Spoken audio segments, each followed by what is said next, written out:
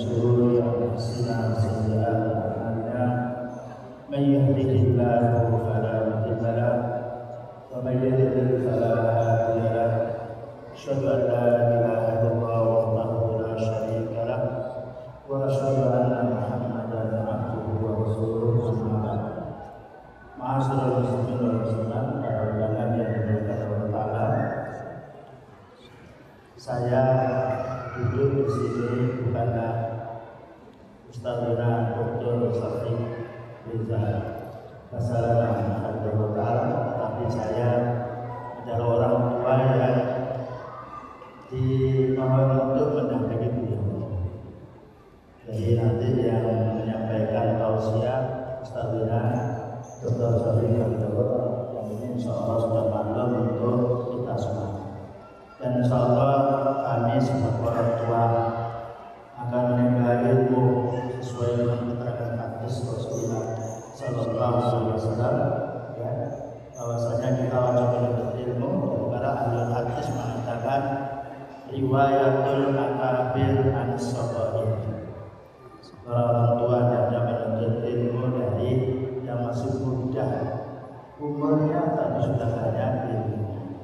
Barangkali ini sebagai mukadimah, tidak banyak yang bisa saya sampaikan kepada Ustadzah Fadil yang betul Safi Riza Masalah Allah Ta'ala.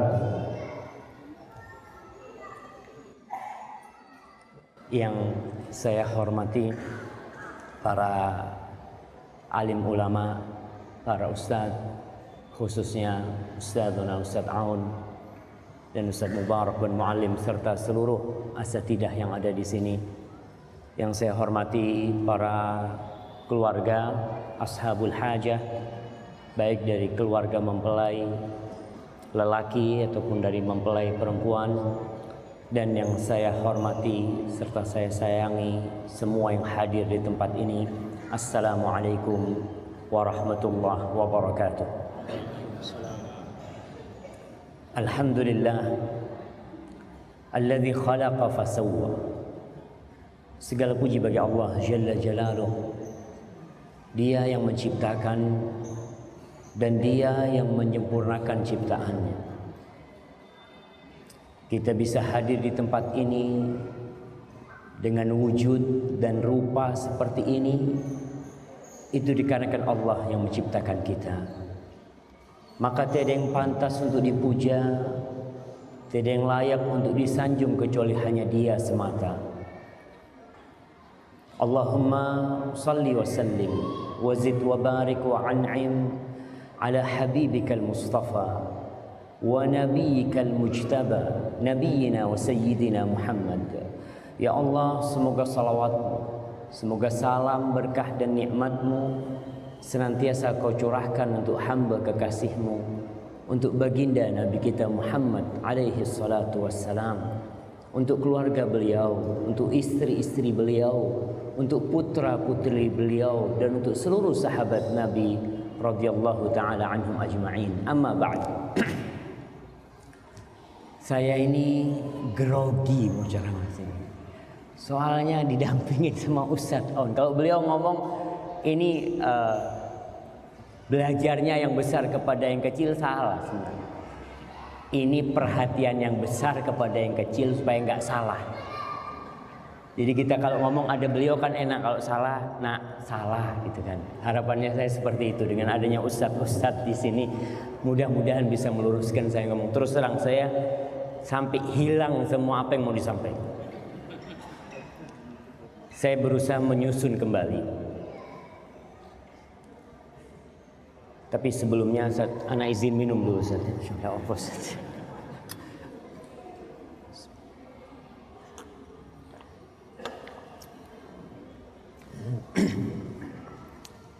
Betapa indahnya sebuah pernikahan. Kita bisa bayangin indahnya pernikahan itu bisa mengumpulkan orang-orang Maros ke Gresik. Yang jauh Allah dekatkan.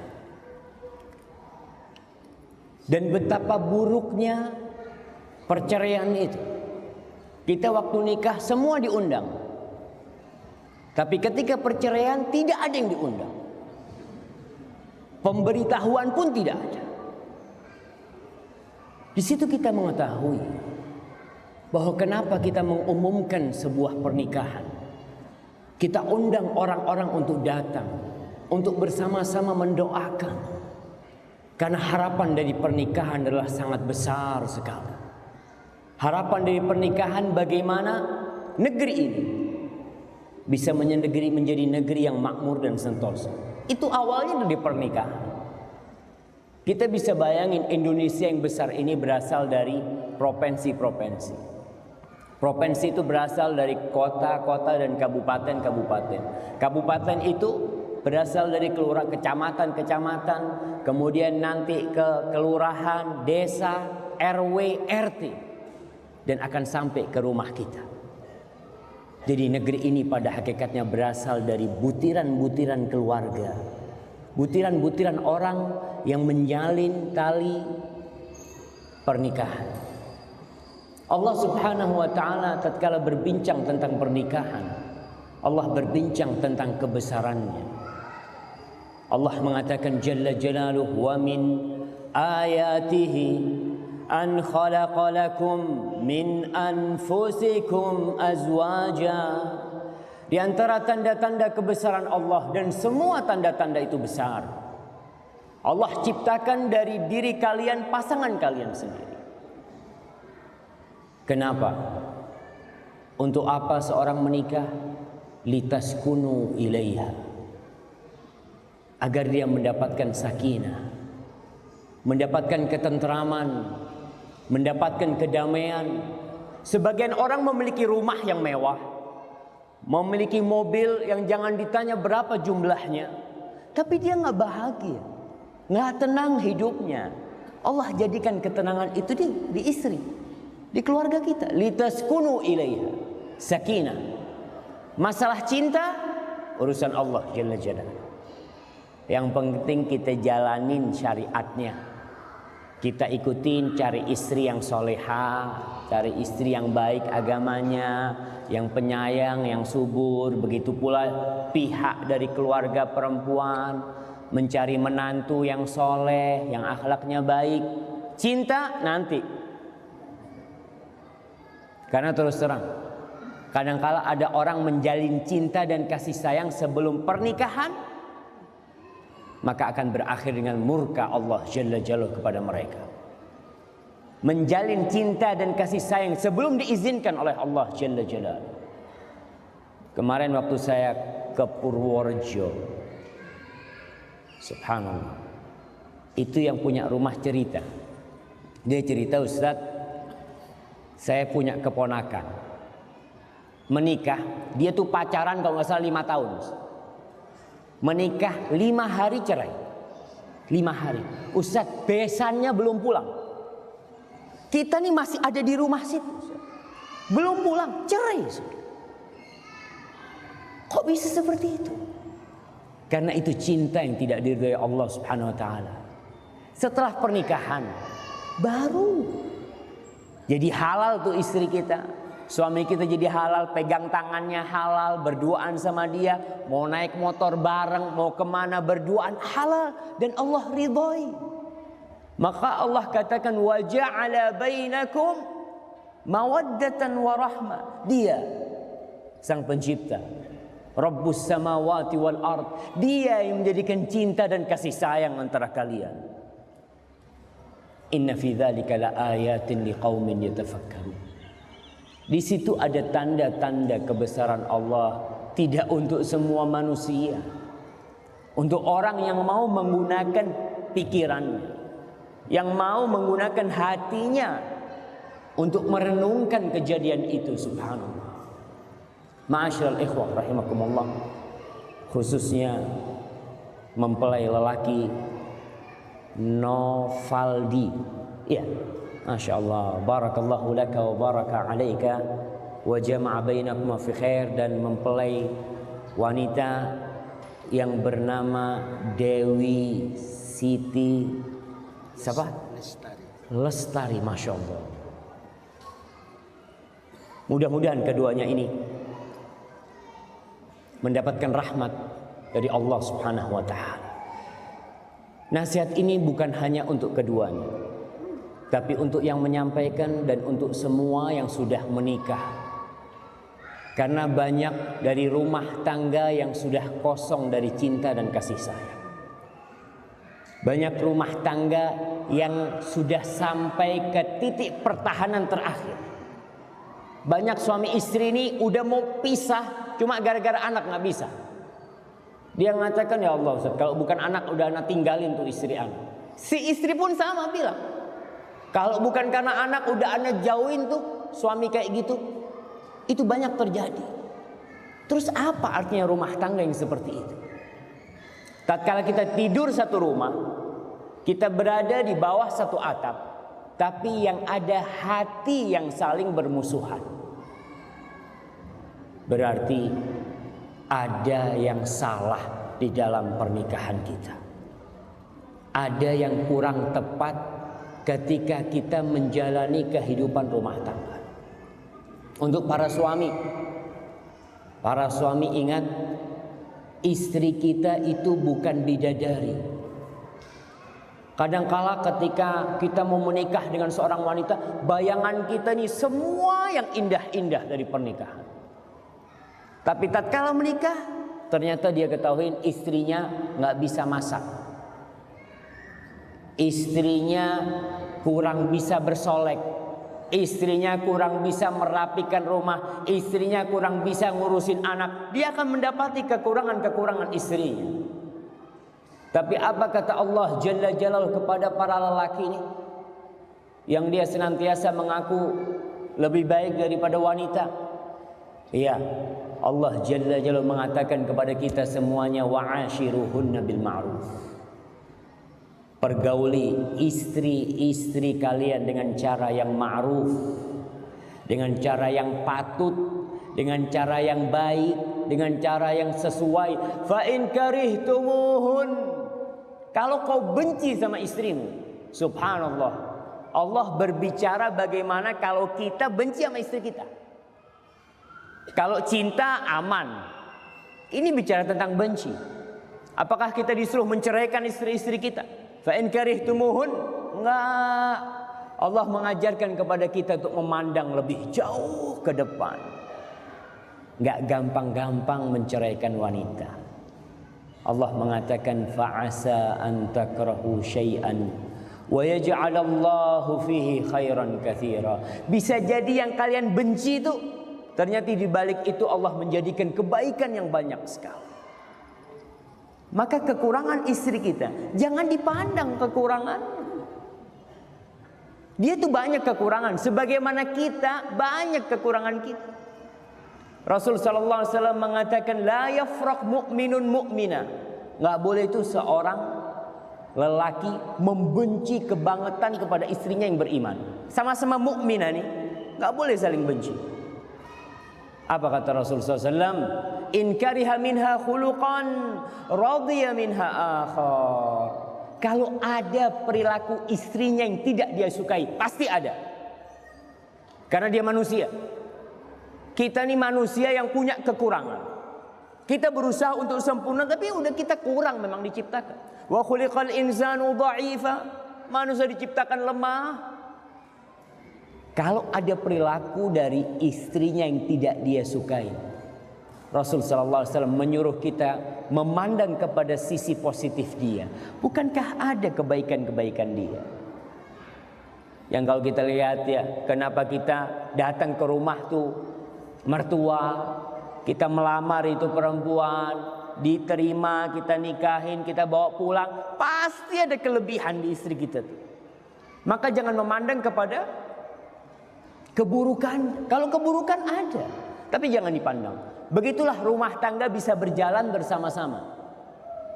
Ketika kita saling melihat kelebihan.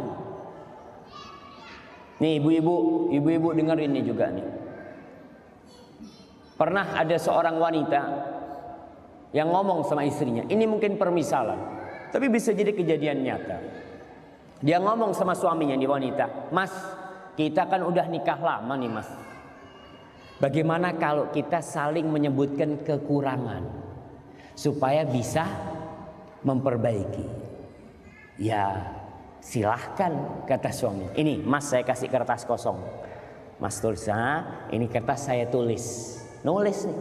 Si istri masuk ke dapur ditulis semuanya. 1, 2, 3, 4 yang tidak dia sukain dari suaminya. Selesai. Setelah selesai dia datang kepada suaminya. Mas, sudah. Yuk ditukar kertasnya. Si suami ambil kertasnya istri, si istri bawa kertasnya suami ke dapur lagi. Dia baca di dapur. Si suami baca tuh, Masya Allah, ternyata kekurangan dia banyak selama ini. Seperti ini, apa yang dia tidak sukain dari suami, dia sebutin semua. Akhirnya selesai itu istrinya balik lagi. Mas, kertasnya Mas kok kosong?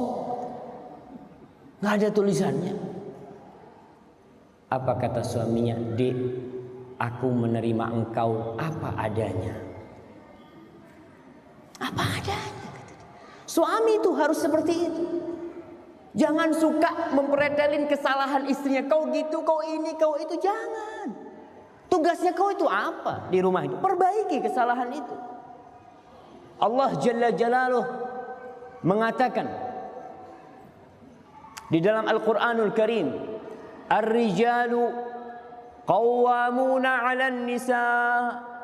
Lelaki-lelaki itu adalah pemimpin-pemimpin bagi para wanita. Ini ayat insya Allah lelaki hampir hafal semuanya. Kalau ribut sama istrinya dipanggil istrinya. Dek, sini. Kau itu nggak tahu dengan firman Allah. Ar-rijalu qawwamuna 'alan nisa. Oh, mulai nih jadi ustadz suaminya. Iya. Si istri tanya, Mas, artinya qawwamun itu apa sih? Kadangkala kita ini nggak tahu apa artinya qawwamun. Para ulama menjelaskan qawwamun itu menuntut seorang menjadi pemimpin itu yang pertama ar-ri'ayah. Dia harus perhatian tuh sama istrinya.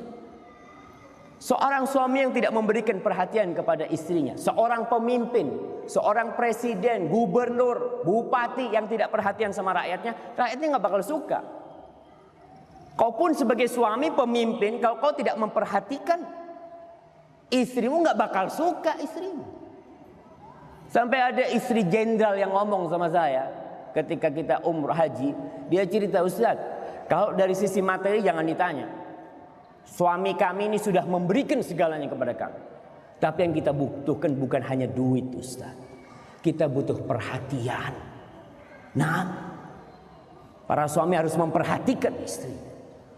Banyak di antara kita yang mungkin hampir 10 tahun hidup sama istrinya, nggak pernah ngomong sama istrinya. Ketika istrinya ngasih air, dia mengatakan kepada istrinya, jazakillah khair, syukron, makasih banyak kau sudah masakkan buat aku. Yang ada dicela makanan istrinya.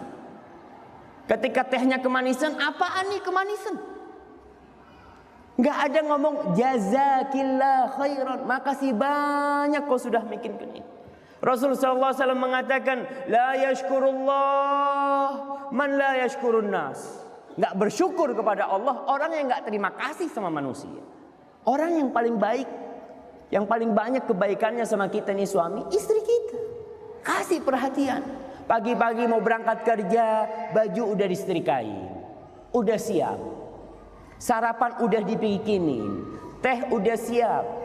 Anak-anaknya udah dipakein baju yang rapi mau berangkat sekolah. Suami tinggal lihat, udah siap semuanya. Oh iya, nggak ada syukron jazakallah khairan.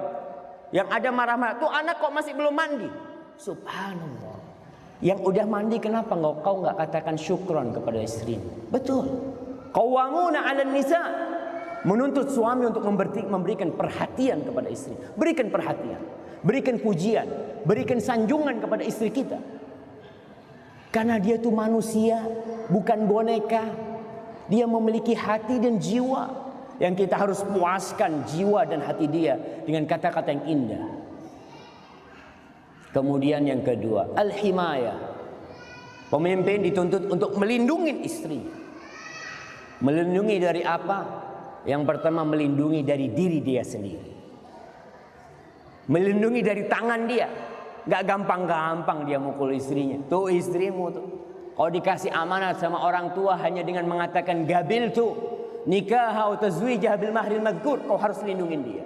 Nah, tanggung jawab seorang suami itu berat di dunia dan di akhirat.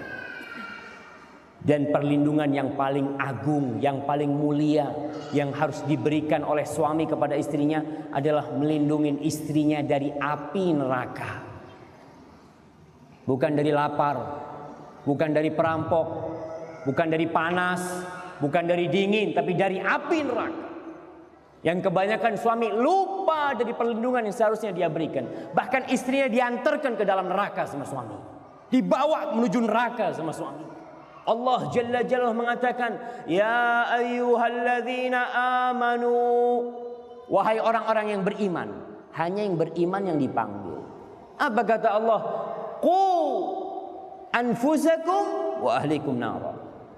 Kalian jaga diri kalian dan istri-istri kalian, keluarga kalian dari api neraka, bukan dari lapar. Banyak suami keluar negeri hanya ingin membuatkan rumah buat istrinya, cinta. Keluar negeri hanya ingin memberikan mobil buat istrinya. Tapi jarang suaminya yang keluar negeri demi menyelamatkan istrinya dari api neraka. Maka kita harus melindungi istri. Itu pemimpin, qawamun. Yang ketiga, al-islah. Menuntut suami untuk memperbaiki rakyatnya. Ya namanya pemimpin. Kau dijadikan pemimpin tuh karena dilihat kau memiliki kelebihan. Kau bisa memperbaiki, kau bisa meluruskan. Yang bengkok kau luruskan. Tapi istri kita bengkok. Wanita tuh diciptakan dari tulang rusuk yang bengkok. Ibu-ibu jangan marah. Karena memang seperti itu realitanya. Bahkan kalau seorang suami cari istri yang lurus sampai mati nggak akan dapat. Nggak bakal dapat. Dia akan tetap mati membujang. Kalau ingin istri yang lurus. Istri semua bengkok. Berdasarkan firman Allah Subhanahu wa taala, ya ayuhan nasu taqu rabbakumul ladzi khalaqakum min nafsin wahidah wa khalaqa minha zawjaha. Tuh. Hawa diciptakan dari siapa? Diciptakan dari Adam. Dan Rasul sallallahu alaihi wasallam mengatakan khuliqatil mar'a min dhila. Perempuan itu diciptakan dari tulang rusuk. Tulang rusuknya Adam alaihissalam bengkok. Bagaimana cara memperbaikinya? Kata Rasul sallallahu alaihi wasallam, "Idza dhahabta tuqimuha kasartaha." Kalau kau mau luruskan tuh yang bengkok, patah. Kalau kau biarkan, dia akan tetap bengkok. Terus gimana? Fastamti' wa fihinna al-iwaj. Ya sudah, kau tetap bersenang-senang dengan istrimu, tapi kau harus tahu dia tuh ada bengkoknya. Jadi kalau kadang-kala perempuan tuh gampang marah, gampang sakit hati, perempuan itu pencemburu, perempuan itu suka sama perhiasan, itulah wanita. Jadi seorang suami harus sadar, dia perbaiki kesalahan-kesalahan istrinya dengan cara bersabar menghadapinya. Kenapa lelaki dijadikan pemimpin?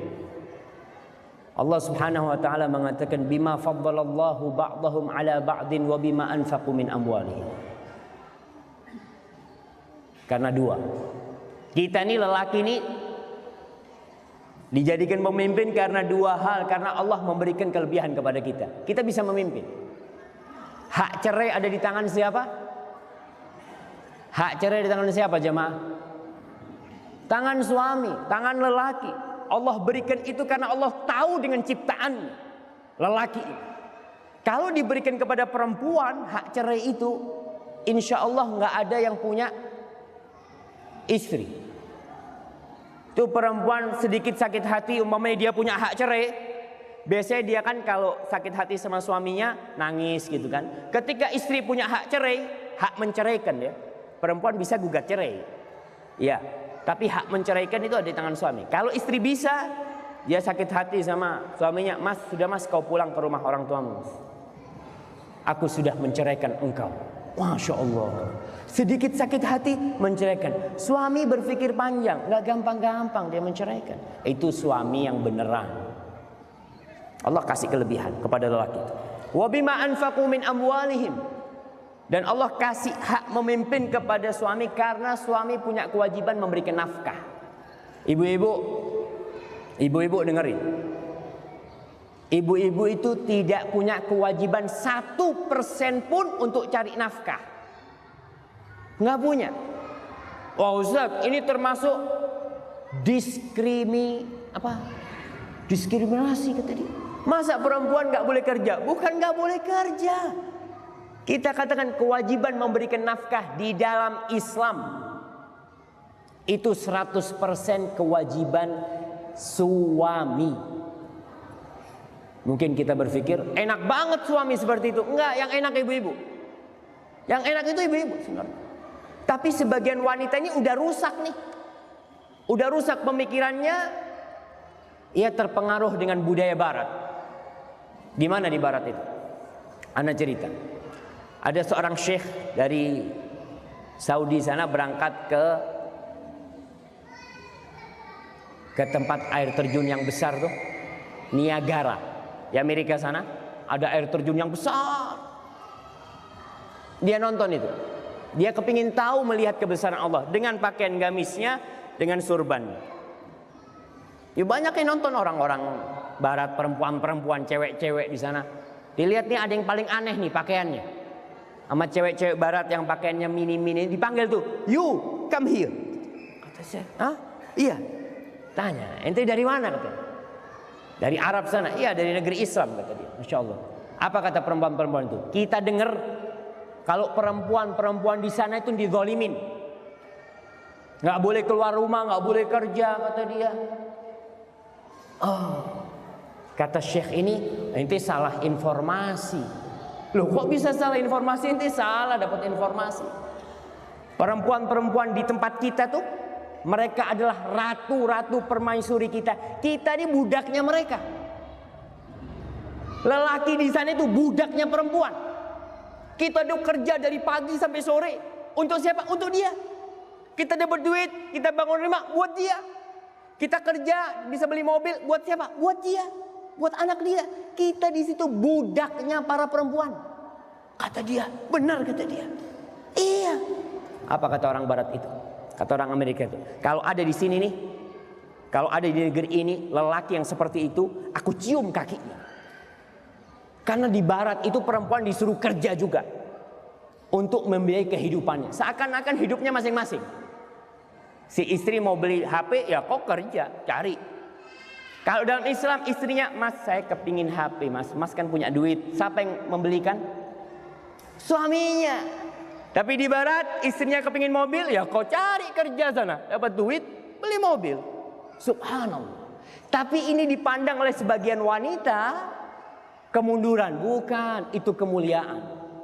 Di mana-mana wanita itu hanya menjadi objek dan bukan subjek. Dijual kebanyakan wanita.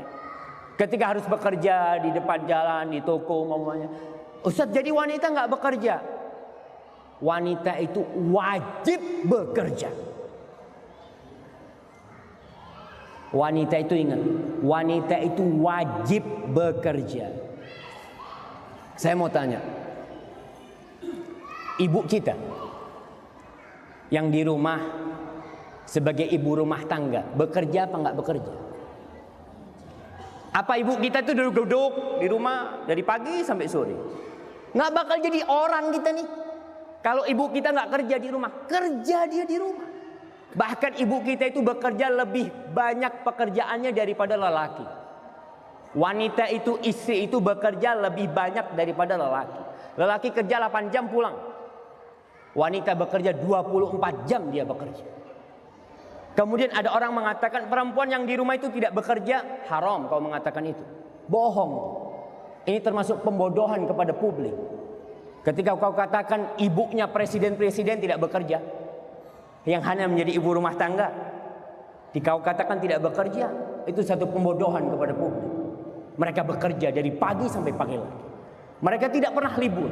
24 jam kali 30 hari sebulan. Kali 20 tahun sampai anaknya dewasa, dia bekerja terus. Bahkan ketika anaknya keluar rumahnya, ibu tidak pernah berhenti bekerja. Dia tetap bekerja. Tapi kadangkala kita berpikir bekerja itu harus yang mendatangkan uang. Kalau kita berpikir bekerja itu hanya yang mendatangkan uang, akan muncul di depan nanti Generasi-generasi yang jadi begal, generasi-generasi yang jadi perampok, generasi-generasi yang tidak pernah mendapatkan kasih sayang ibundanya, yang dia hidup besar di jalanan, mana ibunya nggak ada, bapaknya nggak ada. Siapa yang ngurus anaknya? Ya nggak tahu, dia di rumahnya. Subhanallah. Jadi yang mengatakan wanita tidak bekerja, dia pembohong besar. Wanita bekerja di rumah. Kita lihat istri kita, dia yang membuatkan bagi anak-anak kita susu.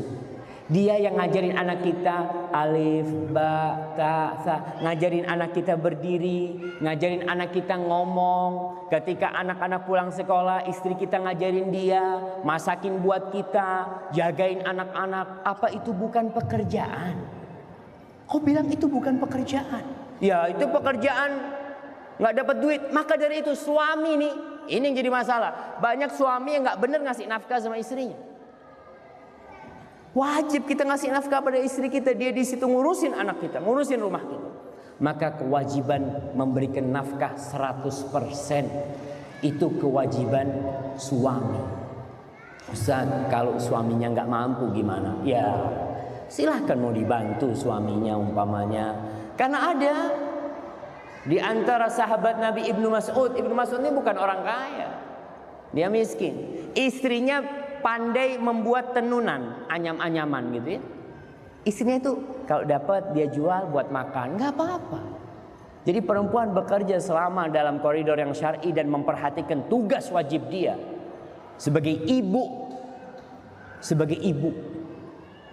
buat anak-anaknya, sebagai istri buat suaminya, maka nggak masalah. Ingat para suami, kita yang wajib mencari nafkah buat istri kita.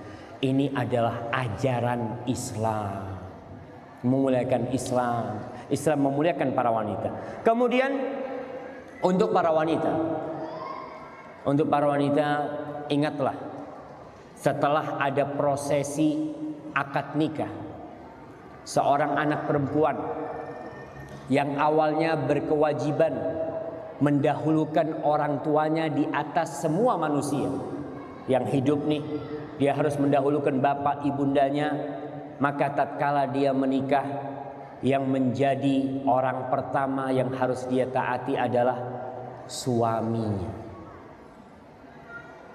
Jadi ketika mertua mengatakan kepada Rivaldi, zawwajtuka wa ankahtuka makhtubatak binti, kemudian Rivaldi mengatakan qabiltu, kita mengatakan qabiltu, itu ada peralihan tugas, peralihan kewenangan, peralihan kewajiban.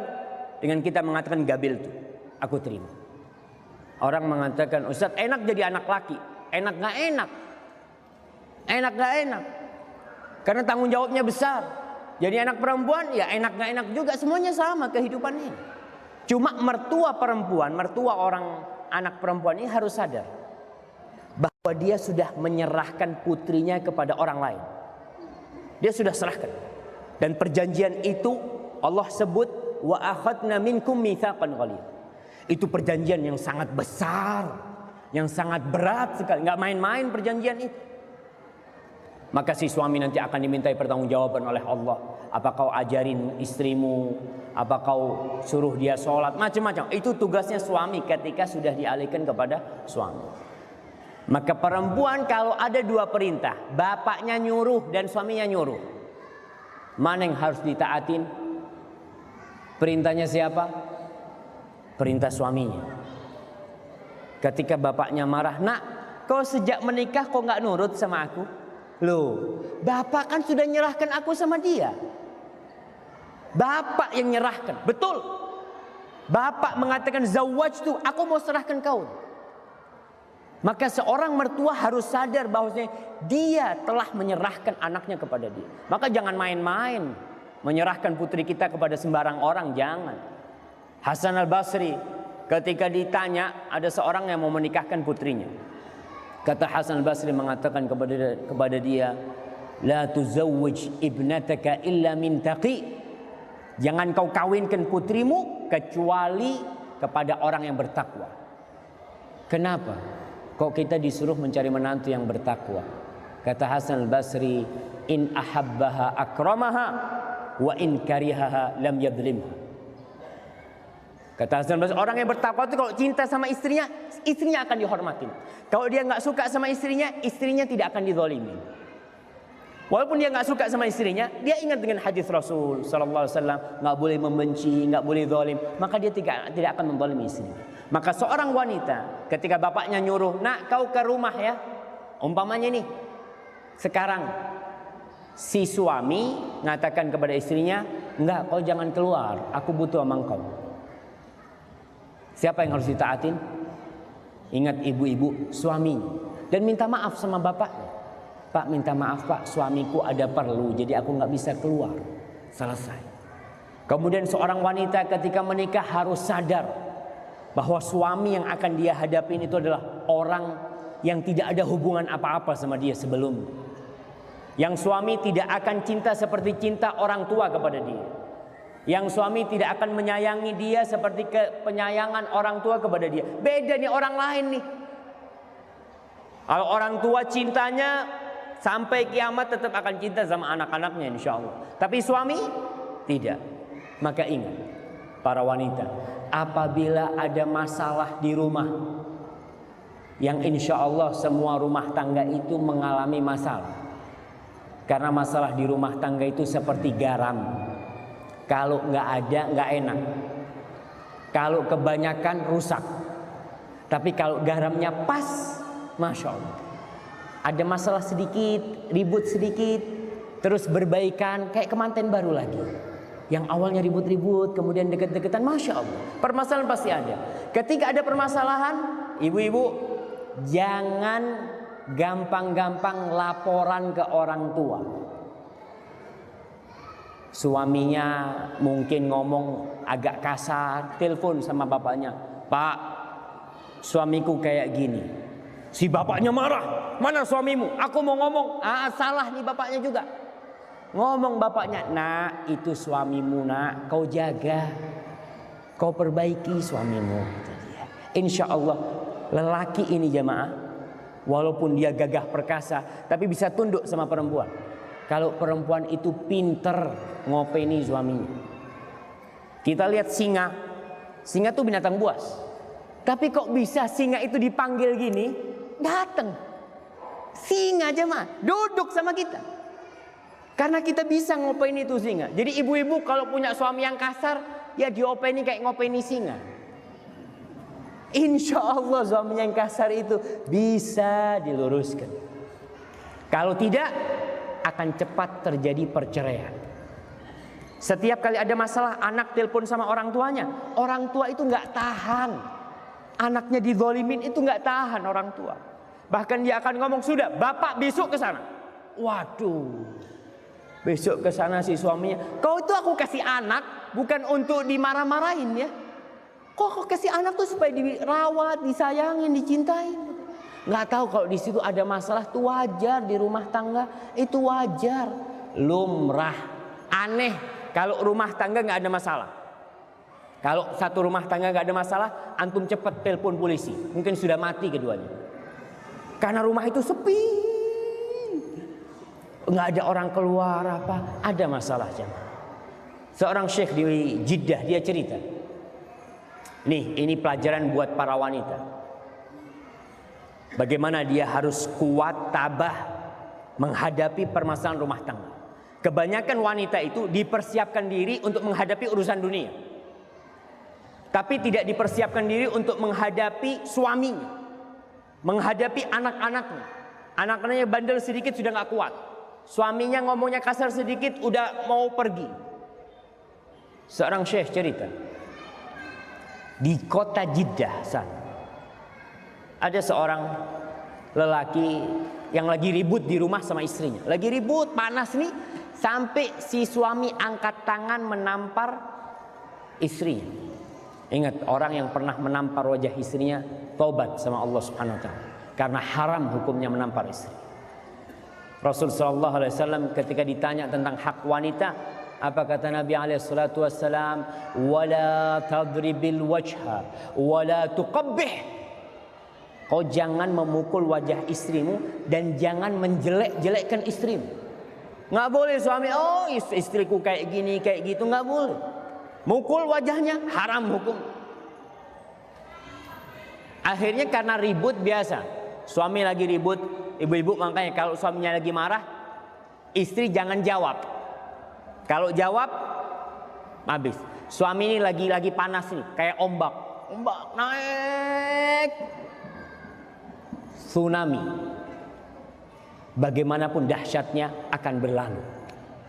Badai pun pasti berlalu. Tinggal kita ketika suami marah, diem nih. Entar lagi turun, selesai. Tapi kalau badai itu kita hantam juga, hancur kita. Kita melarikan diri aja dari amarah itu. Ini karena ribut, dipukul istrinya, ditampar wajah, nangis. Karena perempuan itu diciptakan memang kekuatan paling dahsyat wanita itu apa? Air matanya. Dia ada apa-apa, dia teteskan air mata. Nangis nih perempuan. Lagi nangis, tahu-tahu ada yang gedor pintunya, ngetuk pintu rumah. Disebutkan pakai bel atau apa. Akhirnya datang suami. Di rumah di situ kebanyakan ada kekernya jamaah ya. Di pintu itu ada apa? Ada lubang yang bisa untuk melihat. Di keker ternyata mertuanya datang. Mertuanya datang satu keluarga besar. Masya Allah. Bingung nih suaminya. Habis sudah rumah tanggaku ini. Akhirnya ya sudah, istrinya masuk ke dalam. Si suami mempersilahkan mertuanya ya salaman untuk duduk ya ruang tamu. Istri masuk ke dalam membasuh wajahnya. Dengan wajah yang merah, dengan air mata yang menetes, dia jumpain ibunda dan bapak. Ketika dia salaman sama ibu sama bapaknya, bingung. Ibu sama bapaknya, "Nak, kenapa kau nangis, nak? Ada apa kau menangis?" Apa kata anak itu? Dia mengatakan, "Ya Ummah, subhanallah, Allah tahu aku ini rindu sama kalian," katanya. Allah kirim Abah sama Ummi ke sini sama keluarga semuanya, kata dia. Masya Allah. Si suami melihat itu, alhamdulillah, selamat nih rumah tangganya. Kalau si istri ngomong, "Ini yang mukulin anak nih Pak, nih orangnya," oh habis tuh. Akhirnya si suami keluar rumah. Dia untuk beli makan malam ya, dia keluar rumahnya. Dia beli makan malam. Sebelum sampai rumahnya dia mampir ke toko emas. Dia belikan buat istrinya sabuk dari emas seharga 10.000 real. Sekarang itu kira-kira 34 juta. Dia belikan sabuk. Akhirnya dia pulang ke rumahnya, disiapkan makan malam ya. Udah mereka bersenda gurau makan malam sama mertuanya. Selesai itu pulang mereka. Nggak ada masalah. Mereka pulang. Suaminya mendatangin istrinya, minta maaf kepada istrinya. Dia katakan, "Wahai istriku, aku minta maaf atas apa yang aku lakukan kepadamu. Ini ada hadiah buat engkau," kata dia. "Nggak seberapa hadiah ini." Apa kata suaminya mengatakan kepada istrinya, "Anti tastahiqina ruhi." "Wahai istriku, kau berhak mendapatkan nyawaku." Begitulah seharusnya jemaah. Ketika ada masalah, istri tetap kunci. Jangan sampai masalah itu keluar lewat jendela. Jangan sampai masalah itu keluar lewat pintu. Dia yang tahu dengan suaminya. Dan dia insya Allah yang bisa menyelesaikan masalah di rumah tangga. Baru kalau nanti setelah berusaha dengan sabar nggak ketemu jalan keluar, mungkin minta tolong orang. Jangan ngomong sama orang tua dulu. Orang tua biasanya kalau tahu langsung marah karena dia cinta. Dan istri yang tidak gampang-gampang memberitahukan masalahnya kepada orang tuanya adalah anak yang berbakti kepada orang tuanya. Kenapa dia tidak laporan kepada orang tuanya? Dia mengatakan, cukup bapak ibu anak membesarkan anak. Cukup abah sama umi anak menyekolahkan anak, mengeluarkan uangnya untuk anak. Masa sekarang anak udah kawin, anak kasih masalah lagi mereka? Cukup mereka. Dan kita pun tahu di rumah tangga orang tua kita ada masalah. Dan itu wajar. Maka para mertua jangan gampang-gampang ikut campur. Dan para anak putri juga jangan gampang-gampang laporan. Yang terakhir, Rasul sallallahu alaihi wasallam ditanya tentang man khairun nisa. Siapakah wanita yang paling baik? Siapakah wanita yang paling indah? Kata Rasul sallallahu alaihi wasallam, nih ibu-ibu dengerin nih. Allati idza nadarta ilaiha sarratka. Wanita yang paling indah adalah yang ketika engkau memandang kepada dia, wanita itu membuat hatimu sejuk, membuat engkau gembira. Kenapa? Apa karena kecantikannya? Bisa jadi. Ada perempuan-perempuan yang memang cantik, yang enak dipandang. Tapi kecantikan wanita itu biasanya nggak bertahan lama. Biasanya kalau kita menikah dengan wanita yang cantik, awal-awalnya aja ngelihat itu Masya Allah, ternyata kok cantik banget ya Masya Allah ya. Setelah 1 tahun biasa. Ngelihat istrinya, apalagi istrinya sudah mulai hamil. Kau kok kayak gini sekarang ya? Udah beda. Tapi kalau bicara kecantikan fisik, dia dapat berubah.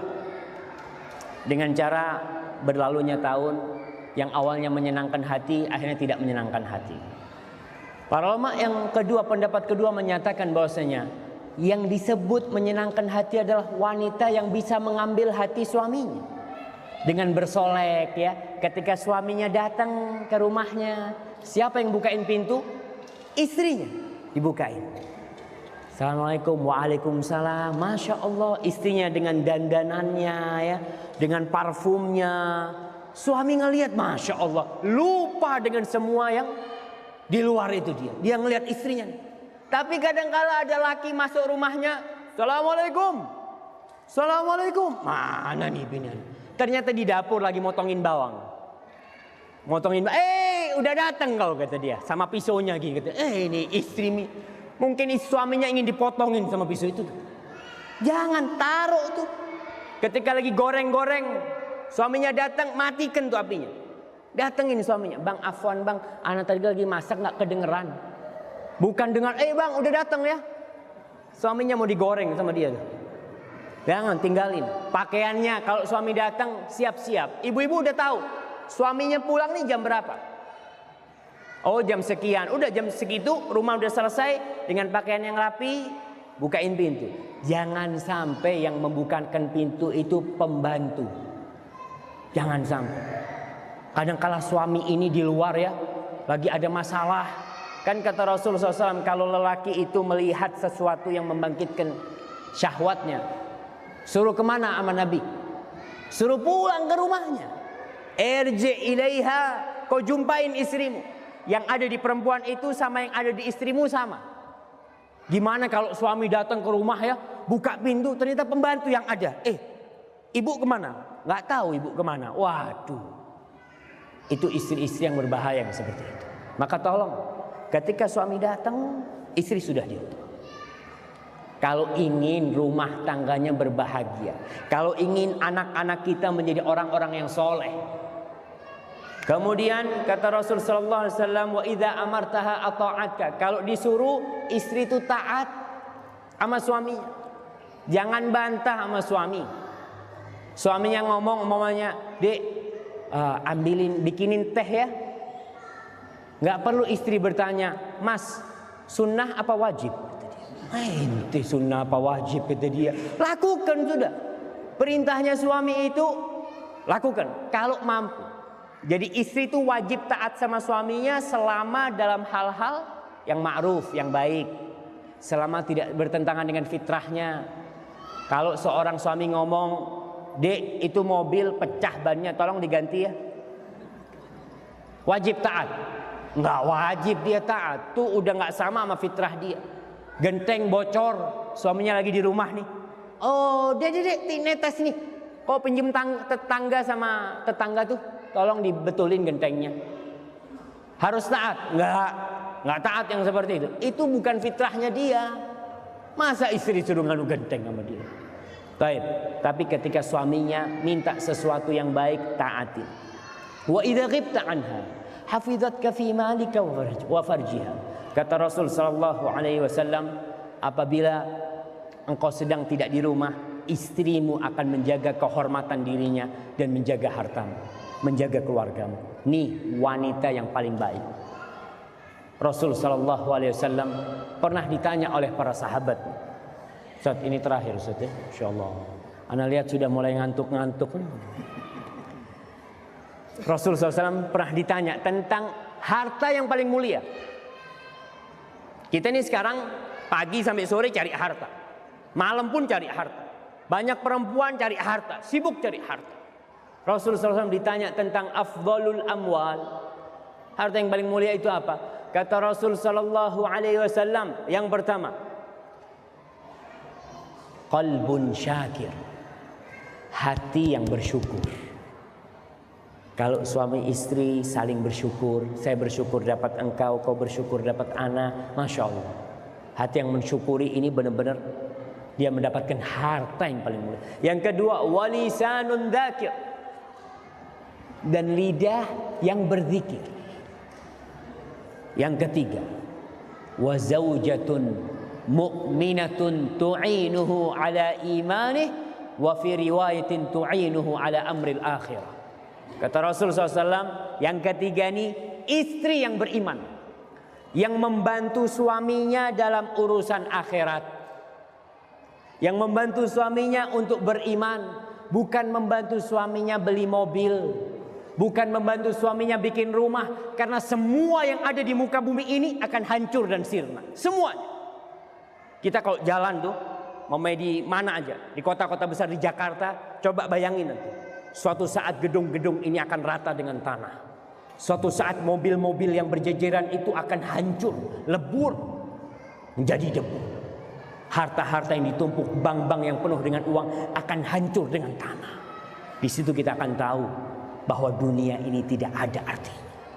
Maka carilah istri, ibu-ibu, jadilah istri yang membantu suaminya untuk urusan akhirat. Tapi yang gimana ya, Allah mengingatkan kita, bal tu'thirunal hayatad dunya wal akhiratu khairu wa abqa. Kalian ini lebih mementingkan kehidupan dunia. Padahal yakin mbah kita sudah mati, mbah-mbah kita sudah mati, presiden pertama kita mati, kedua mati, orang-orang kaya semuanya mati. Kita masih belum tergerak untuk mencari akhirat kita.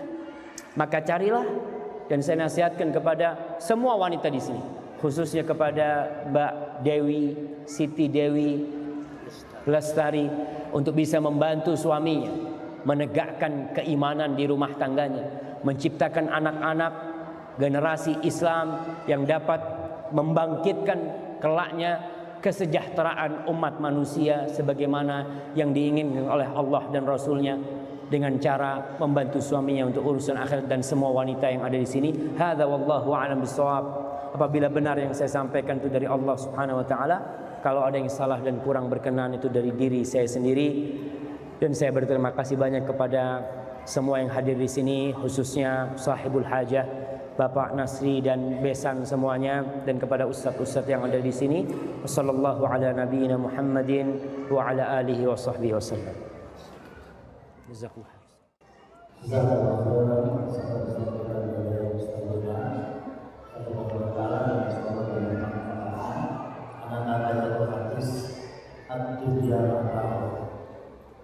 Dunia itu adalah kesenangan.